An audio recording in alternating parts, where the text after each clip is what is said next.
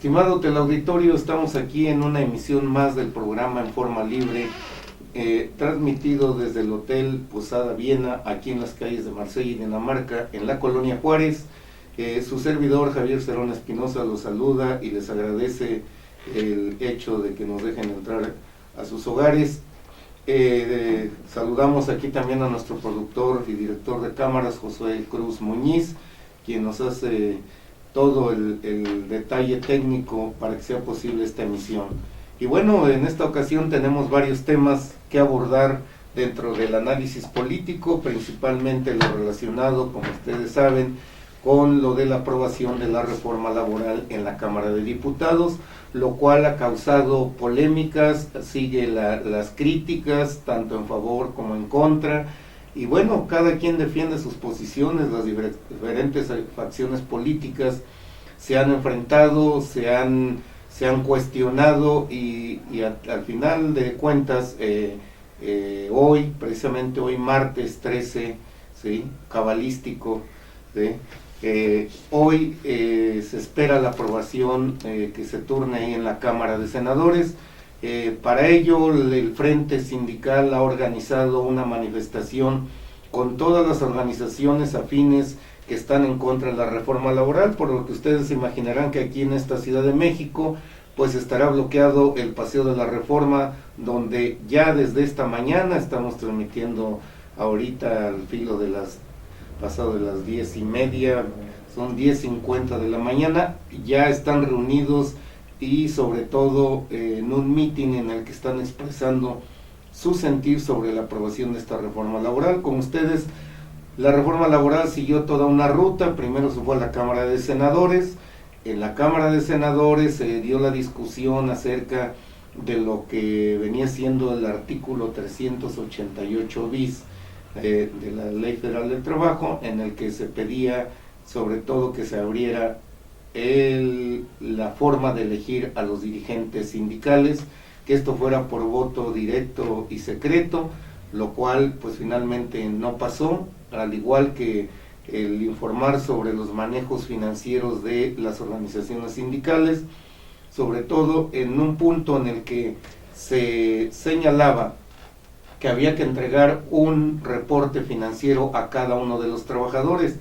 Las diferentes organizaciones se expusieron sus argumentos en el sentido de que hay organizaciones que tienen arriba de 2,000, 3,000 trabajadores, que era imposible entregar un reporte a cada uno de ellos, porque en asambleas que se hacen semestralmente se entrega un balance de todas las cuestiones financieras. Entonces finalmente fue desechado esos dos puntos, se regresó a la Cámara de Diputados. En la Cámara de Diputados se aprobó ya con la incorporación legal del outsourcing. ¿Qué es el outsourcing? El outsourcing es la contratación de empresas terciarias que se dedican a colocar trabajadores en las grandes cadenas transnacionales, en empresas grandes nacionales, y que ellos cobran por esta colocación.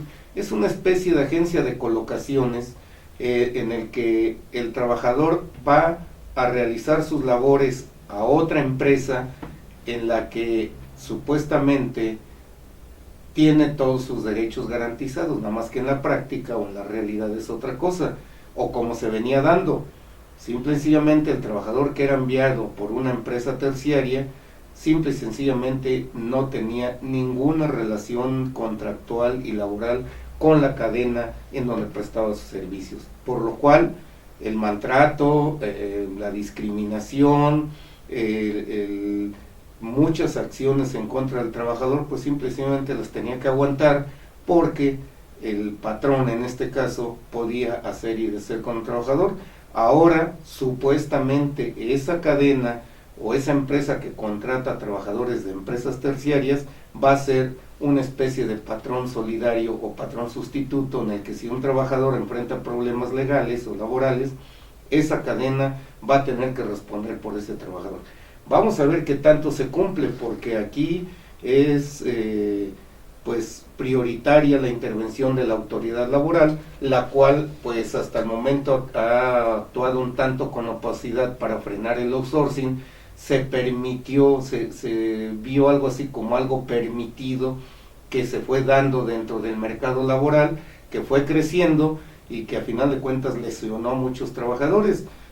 Cabe recordar recientemente en la Asamblea Legislativa una empresa de este tipo que contrataba trabajadores para que esos trabajadores dieran el servicio de limpieza y todo a la Asamblea Legislativa. Estos trabajadores en aquel momento exigieron determinadas condiciones de trabajo, a lo cual la Asamblea Legislativa dijo que ellos no tenían ninguna relación con esos trabajadores. Fíjense nada más, donde se hacen las leyes diciéndoles que no tenían ninguna relación con ellos, que acudieran a su empresa que los había contratado. ¿Qué fue lo que pasó? Cuando los trabajadores voltearon, pues simple y sencillamente esa empresa ya no estaba, desapareció y no la encontraron por ningún lado.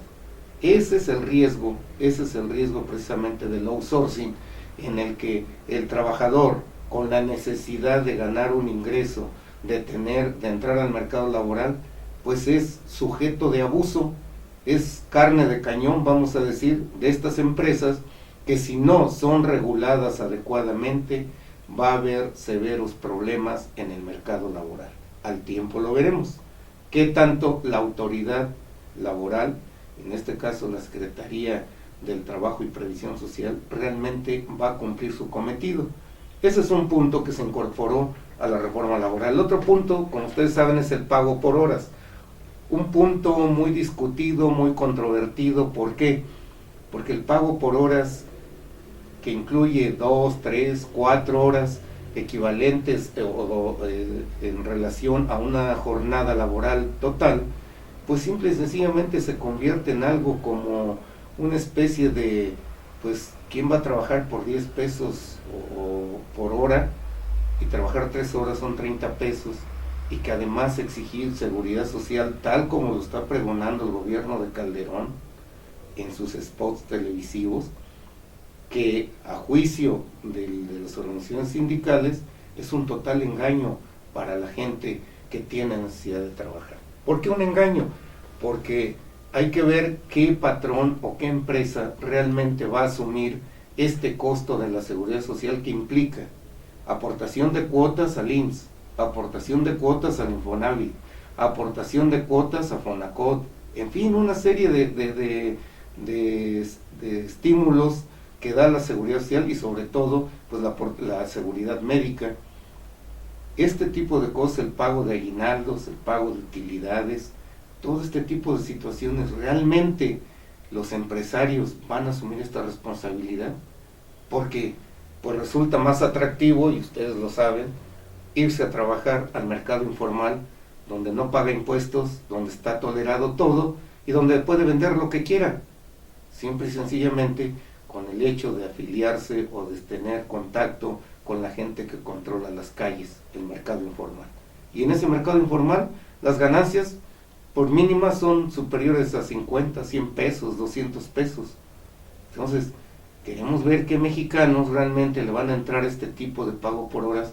No sé si los diputados y los senadores lo analizarían desde ese punto de vista, pero la gente de la calle, la gente que andamos en la calle, vemos cómo se manejan las cosas, y creo que ese pago por horas difícilmente va a resultar atractivo para mucha gente. A lo mejor se engancha 1 o 2 semanas, pero al ver que no hay progreso y no hay perspectivas, va a decir adiós, quédense con su pago por horas y me voy al mercado informal a vender lo que pueda. Tengo que sobrevivir. Ese es el otro punto, ya viéndolo en la aplicación real del mercado laboral.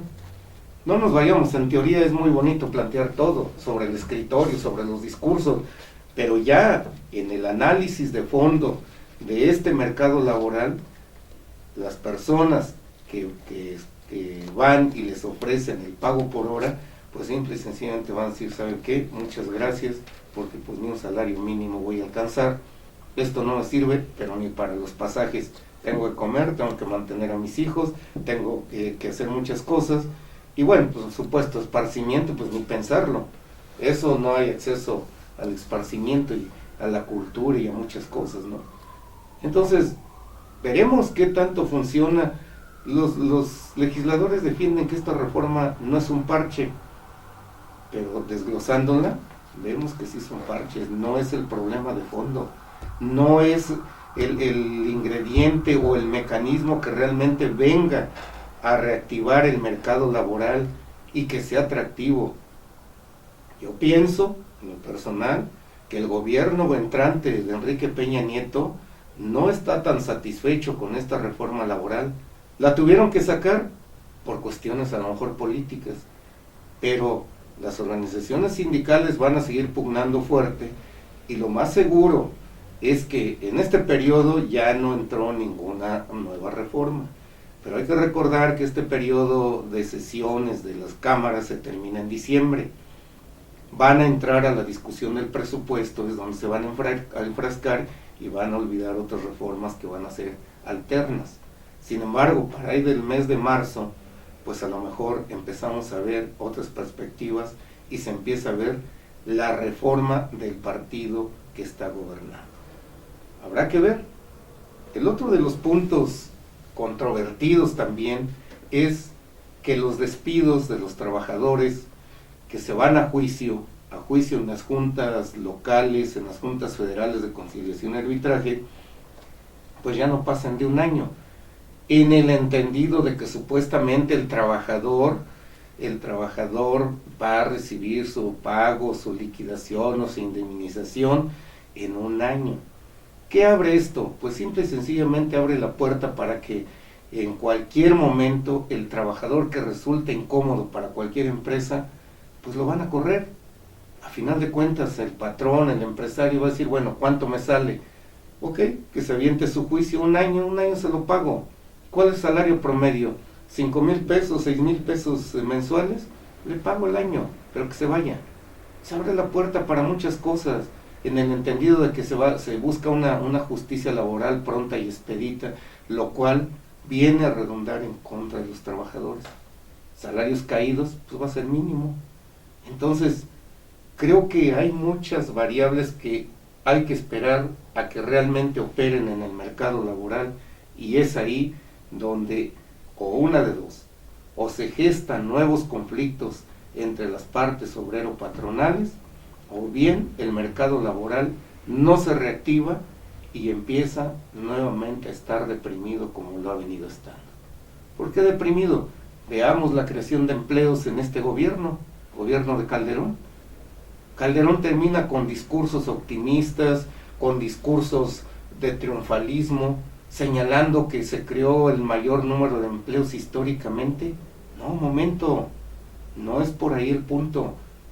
Las necesidades del mercado laboral para incorporar a los mexicanos que no tienen acceso a ninguna fuente de empleo, se requiere anualmente de 1.2 millones de empleos. Hablemos de formales, dejemos a un lado los informales. ¿Qué es lo que sucede? En 6 años, Calderón habla de 2.2 millones de empleos. Saquen ustedes las cuentas del déficit de empleo que tenemos. Por eso tenemos más de 2.8 millones de mexicanos que no tienen acceso a nada. En la informalidad el empleo crece, o el subempleo más bien, la ocupación de gente que va y trata de ganar un salario o un ingreso, pues ya son 16 millones de mexicanos los que están en este mercado laboral, que comparado con el mercado formal, que se habla de unos 30 millones, pues ya resulta más del 50%. Y una cifra que de alguna manera nos da la claridad sobre qué está pasando en la creación de empleos, es que el propio Instituto Nacional de Estadística, Geografía e Informática ha dado a conocer que en el último año se han incorporado al mercado informal más de 800,000 mexicanos. ¿Así? 800,000. Entonces vemos cuál es la grave diferencia que hay entre una situación y otra, ¿sí? Ese es el problema que está en el mercado laboral, y que por lo tanto obviamente resulta contradictorio estas reformas que pues las defienden de que no son nocivas para los trabajadores, pero en determinado momento pues estamos viendo que sí van a impactar el mercado laboral, y sobre todo que difícilmente se va a dar la reactivación del empleo, por lo menos en el corto plazo. Y cuidado, porque ahí tenemos pues ya este miércoles, o sea mañana, precisamente mañana 14, En España se espera un paro nacional. Lo del problema del desempleo, no lo veamos nada más a nivel local, a nivel de país, no, esto viene concatenado con toda la burbuja de las economías internacionales, sobre todo con la crisis que vive Europa. ¿Qué está pasando en Europa? Sobre todo en España. En España, que es la repercusión de la política de derroche que se llevó durante muchos años y que ahora, más allá de que Rajoy sea de derecha, pues es el que le está impactando a su gobierno y tiene que responder, no hay de otra. Él quiso ser presidente y bueno, pues ahí está el problema. ¿Qué es lo que pasa? Pues hay una crisis generalizada y no solo eso, el problema que la gente se ha suicidado. Se ha suicidado porque hubo 3 suicidios ya, porque la banca española estaba desalojando las viviendas que ya no podían pagar la gente. Entonces, en un acto en el que o me pagas o te vas, la gente en la desesperación se suicidó. Y cuidado, este es un problema social del que no estamos externos a estas situaciones, no estamos ajenos a que se presente un fenómeno social de esta naturaleza. Claro, aquí nos siguen manejando que la crisis se sigue controlando, se sigue manejando, pero estamos a la defensiva y que en cualquier momento nos puede pegar por algún lado. Mañana 14 de noviembre, en España, las organizaciones sindicales convocaron a un paro nacional en el que se va a paralizar el país. Se va a paralizar el país porque las reformas de ajuste que ha implementado el gobierno de Rajoy simple y sencillamente está empobreciendo a toda la sociedad española. Y podemos decir Europa, pues sí, el continente europeo, el continente rico, enfrenta los embates de la crisis económica derivado de políticas de derroche neoliberales que únicamente fueron de maquillaje y que de alguna manera infló el gasto del gobierno, que gastó sin ton ni son, y a final de cuentas ahí está el problema. Los españoles no pueden salir, y no nada más los españoles, está Grecia, que es el otro país que está fuertemente y que no ha podido echar a andar todo un programa de recuperación y reestructuración, y así por el estilo. Nos vamos con otros países. Portugal lo está alcanzando también, lo está alcanzando parte de la crisis. Entonces tenemos un área de riesgo, de alto riesgo, que está afectando el sistema económico internacional.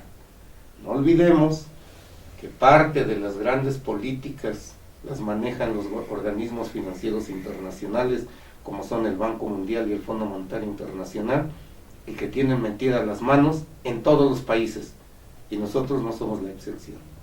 Cuidado con eso. El gobierno de Enrique Peña Nieto tiene un reto muy fuerte para sacar adelante a este país. Las cosas no quedan nada fáciles, por más discursos que el gobierno de Calderón pues trata de implementar, y que de alguna manera ya está en la transición, donde pues han encontrado por ahí el equipo de transición que en algunas dependencias está un verdadero cochinero, pero como la transición va a ser tersa por el momento, no han dicho nada. Ese es el panorama laboral en el que pues la discusión está ahí. Hoy les digo, están las organizaciones sindicales un tanto divididas. ¿Por qué?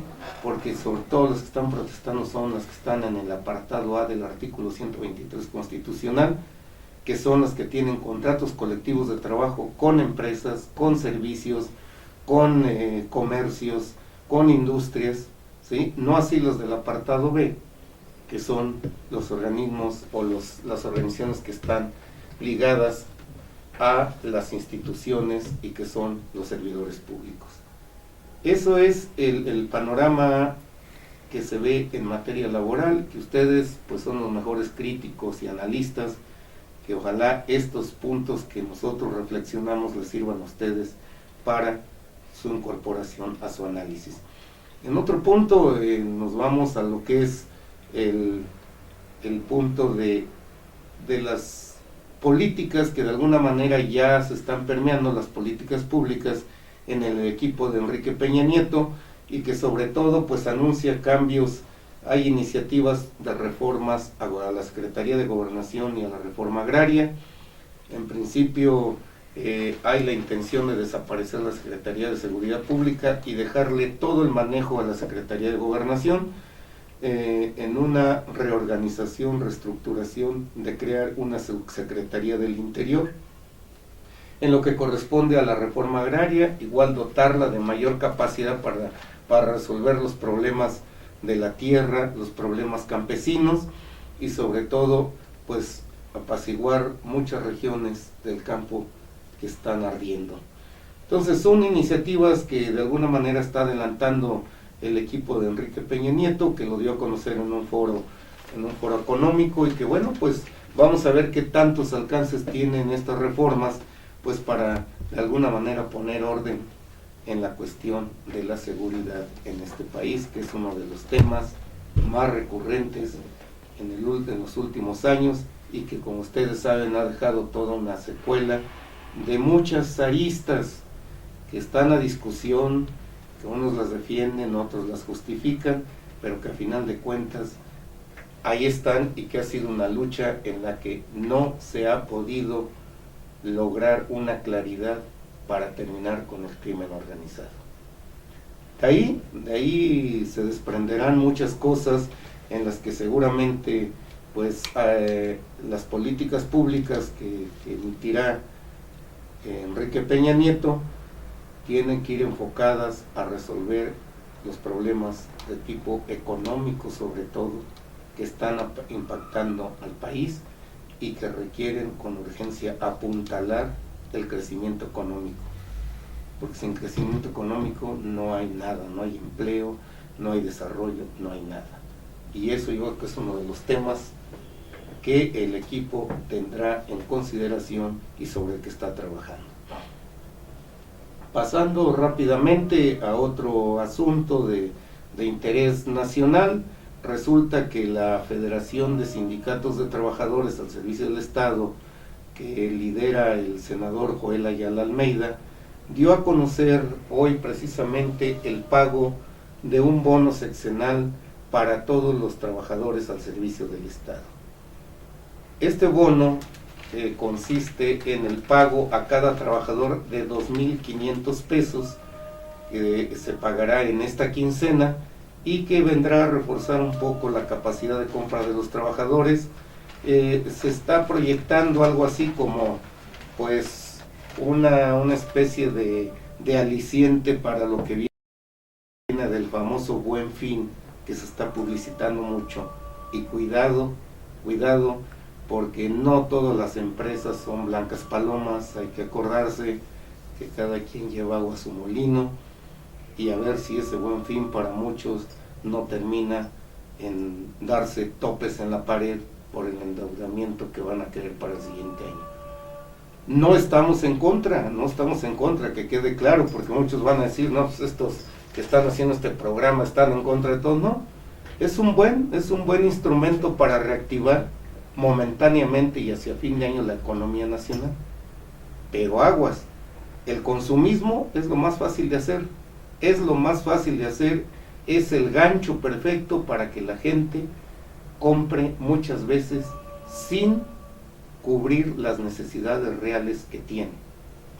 Y entonces, por el solo hecho de ver ofertas al 50%, al 30%, al 20%, no sé, depende de la capacidad de cada empresa, pues se engancha en situaciones que de aparatos, de servicios, no sé, que pues no son prioridad realmente para el bienestar familiar. ¿En qué deriva todo eso? Pues deriva en que hay meses sin intereses, el dinero se va en una sola exhibición, y finalmente, pues a final de cuentas, allá por mediados de diciembre, pues muchos ya están acudiendo a otras fuentes de financiamiento para poder sacar el fin de año. La recomendación es la que hacen los analistas, es de que cuidado con esas compras. No son malas, pero compre lo que realmente se necesita para el bienestar familiar. Muchos dirán, bueno, yo quiero mi bienestar personal, pues adelante, adelante, porque además viene el pago adelantado en diciembre, a principios de diciembre, de una parte del aguinaldo. Muchos dirán, pues yo me gasto esto y luego viene el aguinaldo, no hay problema. Pero finalmente todo esto son gastos a veces superfluos que no contribuyen realmente a que la familia de los trabajadores esté mejor. Entonces, hagan sus compras, el Buen Fin, seguramente habrá buenas ofertas, pero háganlo con mucho cuidado y con mucha mesura. Es un buen instrumento, qué bueno que las empresas se prestan a esto, pero hay que recordar que muchos de estos aparatos que se ponen a disposición, muchos de los productos, servicios, pues llevan ahí algún tiempo que no se han podido vender y son los que salen en las gangas y en las ofertas. Eso hay que tener cuidado y no caer en el consumismo nada más por consumir, porque nos empuja el aspecto publicitario. Hasta ahí dejaría este tema, no es malo, y bueno, para los trabajadores al servicio del Estado, sobre todo, todos los que son de base van a recibir su bono sexenal. Enhorabuena, porque bueno, pues es un dinero extra que cae para los trabajadores, junto con la quincena, entonces pues ya se va acumulando un poquito más de dinero, y eso da un mayor poder adquisitivo. Y de ahí pues nos pasamos un poquito a lo que es el tema financiero, sobre todo en los negocios de la aviación, donde la empresa Interjet anuncia una inversión de 4.800 millones de dólares para la compra de 50 Airbus y dar mantenimiento a su flota. Qué bueno que la empresa Interjet esté haciendo este tipo de inversiones junto con las demás aerolíneas, pero este sector está lleno de contrastes. Por el otro lado, en estos momentos, están los trabajadores de Mexicana de Aviación protestando por la embestida de la reforma laboral, que la consideran lesiva, y también al mismo tiempo en la lucha por rescatar su fuente de empleo, que en este gobierno les fue cancelada, y que lo peor, y digámoslo así, los que saquearon, los verdaderos pillos que saquearon a Mexicana de Aviación, siguen libres y viviendo tranquilamente. Y nos referimos concretamente a Gastón Azcárraga, que como sigue la pregunta en el aire que nadie ha dado respuesta, ¿cómo es posible que las autoridades de comunicaciones y transportes nunca se dieron cuenta de que este empresario estaba saqueando a la empresa?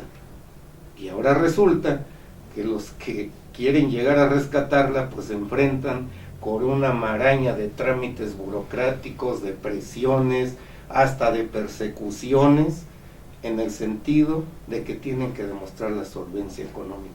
Nunca lo hicieron con Gastón Azcárraga.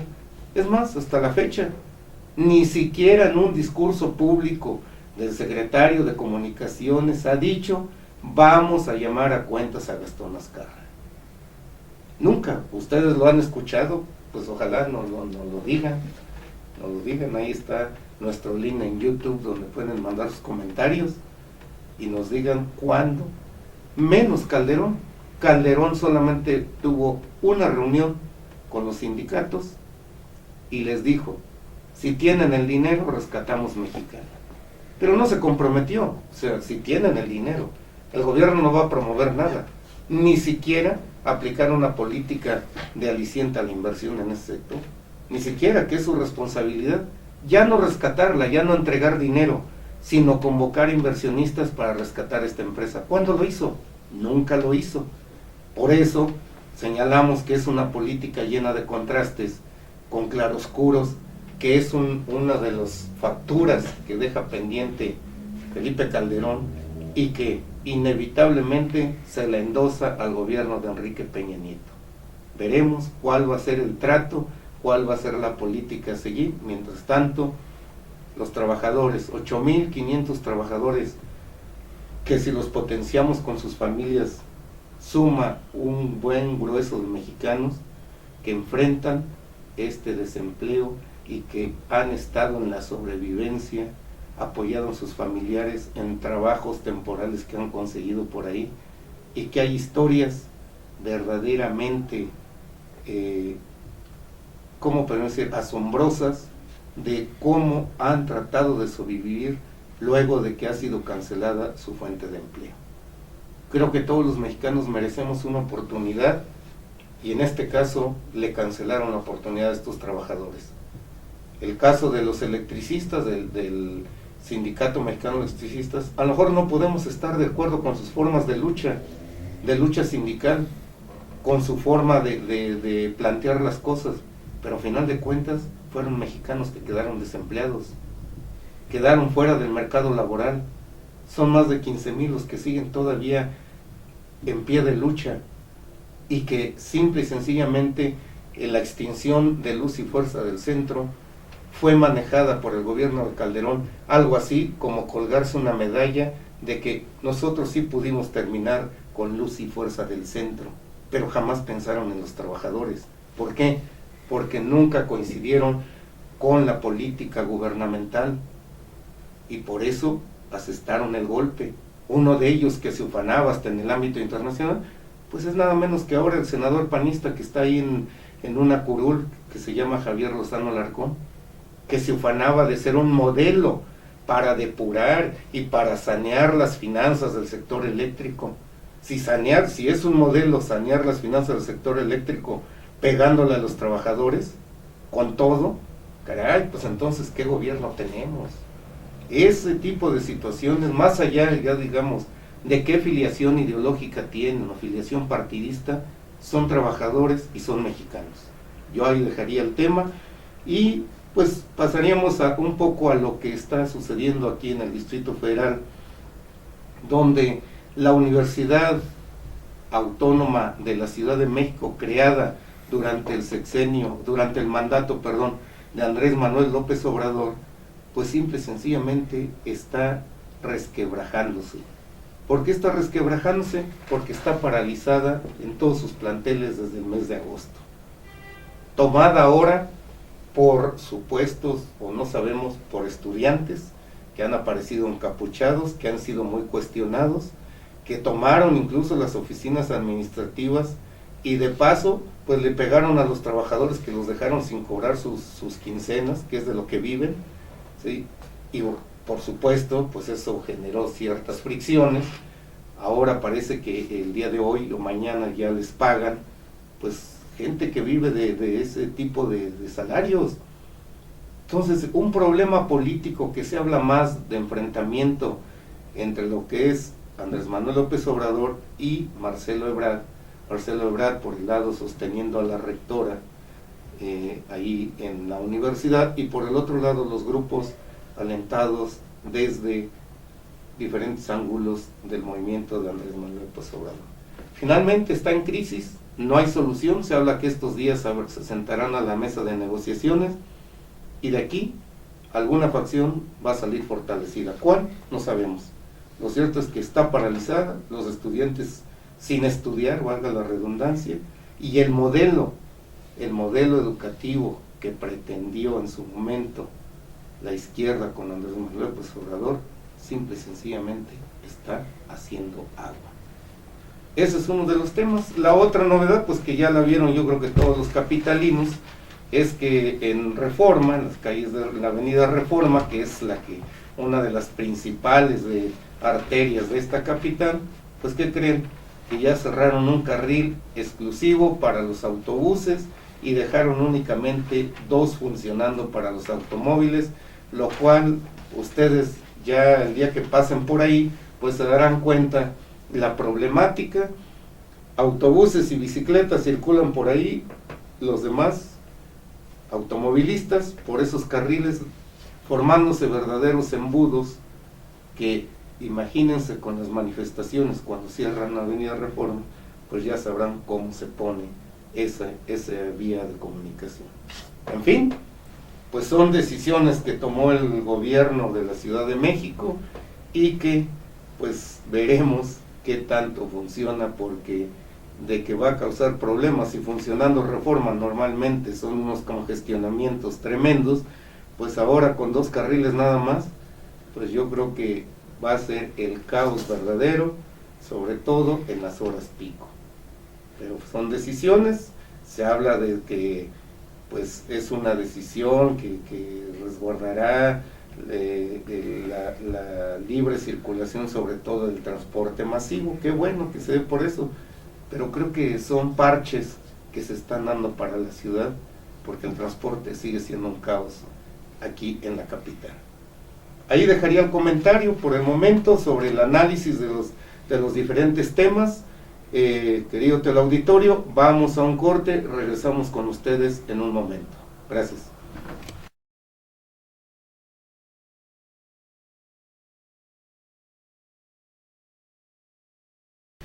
Estimado teleauditorio, estamos aquí para presentar nuestra columna sobre el análisis del tema de los trabajadores, denominada Visión Laboral, presentada por su servidor Javier Cerón Espinosa, y en este caso lo hemos intitulado Despidos y bajos salarios. Dice, todavía no está todo dicho sobre la reforma laboral aprobada por la Cámara de Diputados y ya está de regreso a la Cámara de Senadores para darle la formalidad y proceder a enviarla al Ejecutivo Federal para su publicación. En tanto que el repudio de los trabajadores continuará porque la consideran lesiva a sus derechos laborales y de que en ningún momento se hable de mejores salarios. Pero eso sí, de que los despidos ya pueden estar a la puerta sin que nadie los pare. A lo mejor, pues esto alcanza hasta algunos de los pinos.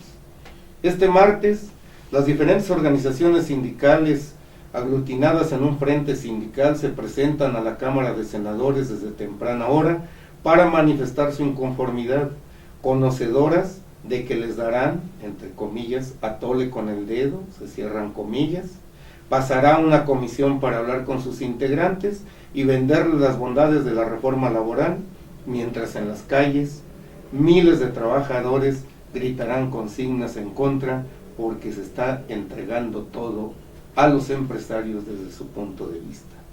Y precisamente con las reformas aprobadas, o con los puntos aprobados más bien, se da paso al outsourcing, que es la contratación por terceras empresas, que se verá hasta qué punto realmente responden por los trabajadores y si cumplen con la seguridad social que marca la ley.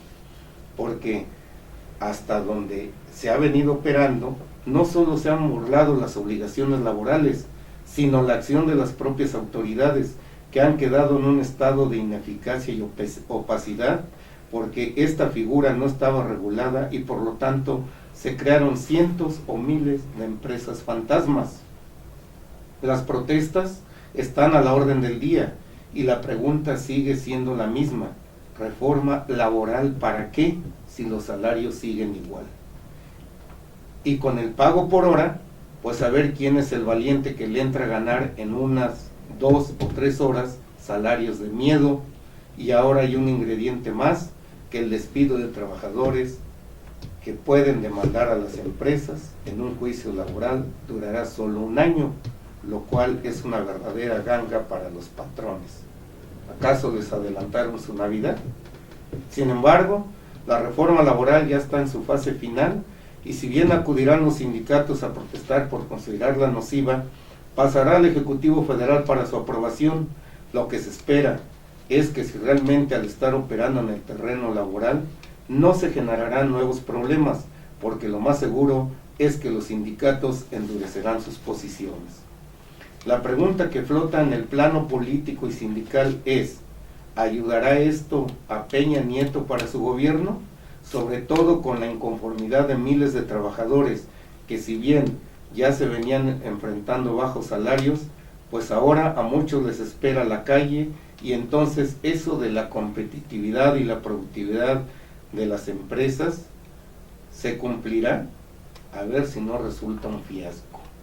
Y de entre todo un poco, pues este martes señalamos nuevamente que frente al Senado de la República, en las calles de Reforma y París, se darán cita a los sindicatos de la Unión Nacional de Trabajadores, de Mexicana Aviación, del SMED, y todos los que están en el frente sindical para protestar por la reforma laboral que va en contra de los trabajadores.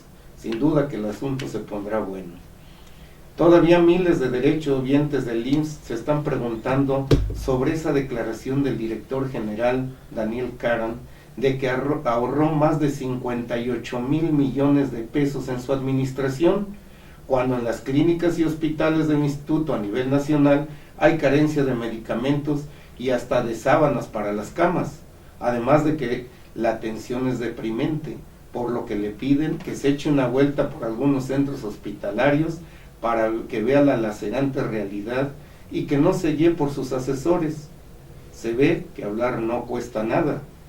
Y en otro punto, se frotan las manos los trabajadores al servicio del Estado porque recibirán el bono sexenal logrado por la dirigencia de la Federación de Sindicatos de Trabajadores al Servicio del Estado, la FETSE, encabezada por el senador priista Joel Ayala Almeida, que será de 2,500 pesos por trabajador a partir de esta quincena, así como un adelanto del aguinaldo, todo para que gasten en el famoso Buen Fin, que para muchos a lo mejor termina en un muro de lamentaciones, porque hay que recordar que los empresarios pues tampoco son almas de la caridad, y esas rebajas a ver si no terminan en un viejo crucis. Hay que recordar que gastar no cuesta nada, pagar eso sí duele. Hasta la próxima, se despide de ustedes su amigo Javier Serrano Espinosa, no sin antes recordarle que la revista Fundamentos del mes de noviembre trae un reportaje sobre los nuevos huéspedes en Los Pinos.